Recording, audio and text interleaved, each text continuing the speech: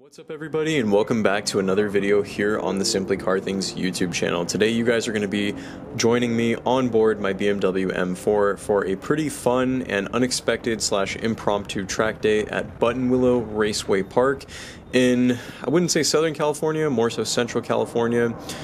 Just going to be showing you a little bit of some hot lap action. This was my first time at this racetrack and it was a great deal of fun. So let's not waste any more time. Go ahead and smash that thumbs up button if you enjoy the content that you see, and if you haven't done so already, please consider subscribing to my YouTube channel. I would appreciate that a ton. So, as I stated previously, this is my first time at this racetrack and was very unexpected. Showed up at 1 in the morning, slept in my car actually at the facility, and got a few hours of sleep and woke up bright and early and got straight to driving, got straight to business. You guys can feel free to judge me on my line. There's plenty of mistakes that I made. I am by no means a perfect driver on this racetrack, but this is a very, very fun course. A lot of technical sections, a lot of sweepers, just so many portions of the track that really keep you on your feet at all times, and you can't let your guard down. It requires a lot from the driver, and I also think that's why it's one of the most fun tracks, but at the same time you're also learning a ton of car control and you're learning a lot about your capabilities as a driver. In terms of modifications that are done to my car, I'm running KW V3 coilovers with Swift springs. I do have camber plates on the car, but I'm only running about a little over -2 degrees of camber, which isn't a whole lot. I do have an M Performance exhaust with the secondary cat delete, which I wouldn't really count towards anything that's going to benefit me much on the track. I was also running Nitto NT555 G2 summer tires. They're 320 tread wear, and I've done 1 track day, 2 time attack nights, and I do daily drive on those tires. So safe to say they're already, pretty worn when I was here at the track. It was also about 100 degrees. So in that sense, bear with me on the track. We're going to cut right now to the hot lap. This was my personal best of the day, which was a 207.6.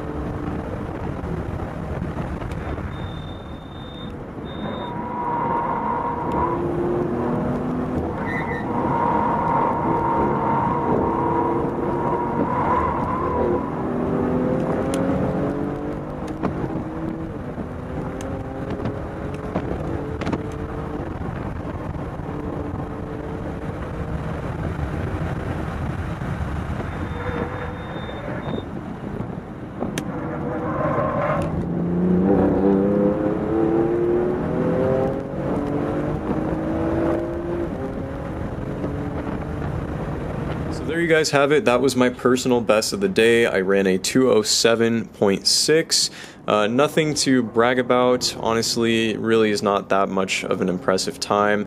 But overall, considering the conditions, given the immense heat, the fact that it was my first time on this track, it was only my second session, and also the fact that I'm on 320 treadwear summer tires that definitely have seen better days, I'm pretty happy for the way things went. The other thing that I wanted to mention is, as you guys saw in the lap towards the very end, I got caught up behind that M2 competition. It was a lot of fun chasing that guy down.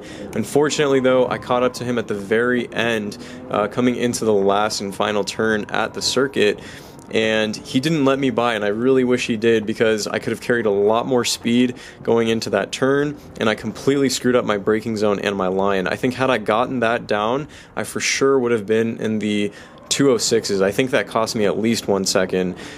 So I think next time back out, for sure a 205, 206 is in the cards, with a little better driver skill, a little bit cooler temps, as well as some grippier tires. I think, you know, even a sub 205 and, you know, like a low 2-minute time is definitely in the cards. The other thing that I would like to mention about this track and just tracking in general is I'm running MDM on.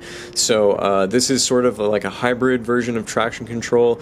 It does allow for a limited amount of slip from the traction control system, but at the end of the day, it's still going to cut in to prevent you from, you know, basically sending it too hard and crashing your shit or spinning out completely. So I think if I learn to get comfortable with traction control fully off, I can shed a ton of time, because the MDM system on the F8X cars is somewhat invasive, and it definitely can be a hamper in terms of your overall track performance. So that's just something right now I'm just not fully comfortable with doing. I still just prefer MDM. I don't want to risk getting into an accident and you know, just losing my car over trying to chase a few seconds. It's just not worth it at this current time for me. But I think in the future, when I'm a little more comfortable with the car, when I've gotten a little bit more experienced as a track driver, I'll definitely play around with DSC off. And given all the other factors that I think I can sort of use to my advantage, better weather, better tires, and some more driver skill, I think a sub 2 is definitely within reason for sure, and I'm really excited to see how I do. So now let's go ahead and actually cut to my car in person now, and I just wanted to show you guys some of the aftermath of the track and just talk about a few of the mods and a few other potentially future plans I have in store for it, and following that we'll conclude the video. Alright guys, so here we are outside. I apologize if you do hear some background noise. That's because there are some construction workers not too far from me. They're working in our community center. But here is the car. The M4 has held up very, very well for a car that sees the track. This car is just, it's been so reliable. It's given me no issues. But as you guys can probably see, it's freaking filthy.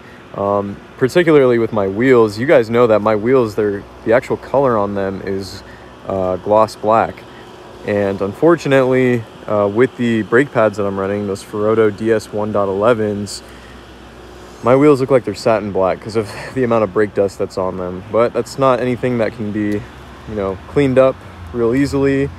You know, you can see quite a bit of, not rock chips, but just lots of little bits of debris, a lot of insects. Like at Buttonwillow, there's like tons of these little like mini bugs that just completely cover up the front of your bumper.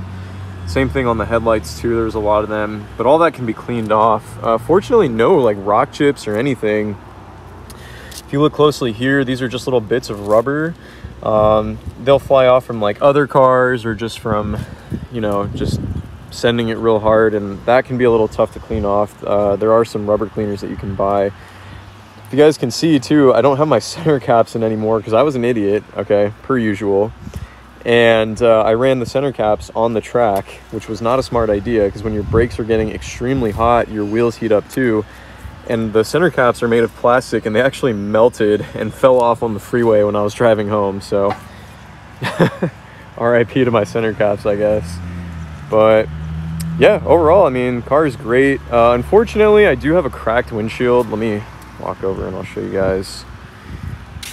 This actually, it cracked like last year, but I knew because or yeah, you can kind of see it right here. A little pebble flicked up and from another car and just put a nice big old crack in the windshield. Fortunately, it hasn't spread or anything, and it's been totally fine, but it does kind of suck. I do need to get that windshield replaced at some point.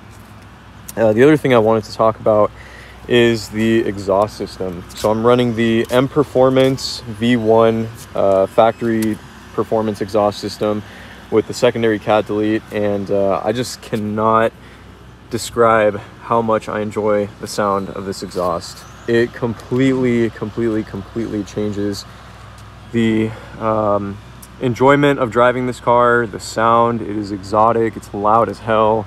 It just sounds so rowdy, and I love the exhaust on this car, guys. With the MPE, with that secondary catalyst, it's just insane. So yeah, overall I'm really happy with everything. Car has been holding up real well. Gonna get it detailed soon, paint corrected, polished, wax sealed, clayed, all that good stuff. Probably gonna have somebody do that, and maybe I'll make a video on it as well. If you guys are curious as well about these stickers, if you're gonna be tracking it all yourselves or anything and you're in the SoCal area, I got this from my buddy Alvaro at Via Design. So he can make these stickers, and basically you can put whatever logo, whatever number you want. You can kind of customize it to your liking, and from there he will print them out. I think it's like 40 bucks for one pair, and they are vinyl stickers. They're not like magnetic, so they are one-time use. It's kind of why I just keep it on all the time, and it also looks pretty cool.